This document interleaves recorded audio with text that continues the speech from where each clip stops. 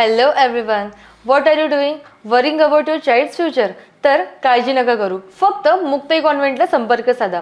Because here you get learning with the excellence, quality education, science-based activities, play-based games and interactive learning.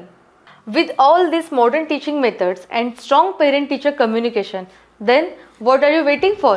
लवकरात लवकर आपल्या पाल्याचे admission Muktai कॉन्व्हेंटला करा. Location आहे Muktai convent, Chetananagar, Sundarkhed, Buldhana.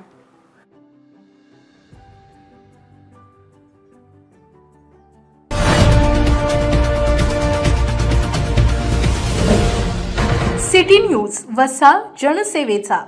महाराष्ट्रातील नागरिकांना आयुर्वेदिक उपचार पद्धतीचा अधिकाधिक लाभ मिळावा आणि आयुर्वेदाचा प्रचार प्रसार होण्याच्या दृष्टिकोनातून राज्यात स्वतंत्र आयुष मंत्रालयाची निर्मिती करणे गरजेचे आहे, असे मत केंद्रीय आयुष मंत्री प्रतापराव जाधव यांनी राज्याचे मुख्यमंत्री देवेंद्र फडणवीस यांच्याकडे व्यक्त केले आहे. आयुर्वेद ही प्राचीन उपचार पद्धती असून या उपचार पद्धतीला वाव देण्याच्या दृष्टिकोनातून पंतप्रधान नरेंद्र मोदी यांनी 2014 मध्ये आयुष मंत्रालयाची स्थापना केली. त्यामुळे देशात आणि विदेशातही आयुर्वेदाचा प्रचार प्रसार मोठ्या प्रमाणात झाला आहे. पाश्चात्य देशातील नागरिकही आता भारतीय आयुर्वेदिक उपचार पद्धतीचा वापर करीत आहेत. देशातील युवक, युवती, महिला आणि वंचित घटकांना सशक्त बनवण्यासाठी आयुष अंतर्गत आरोग्य सेवा देशात महत्त्वपूर्ण भूमिका बजावित आहे. सार्वजनिक आरोग्य सेवेत आयुर्वेदानेही आपलं महत्त्व पटवून दिलं आहे.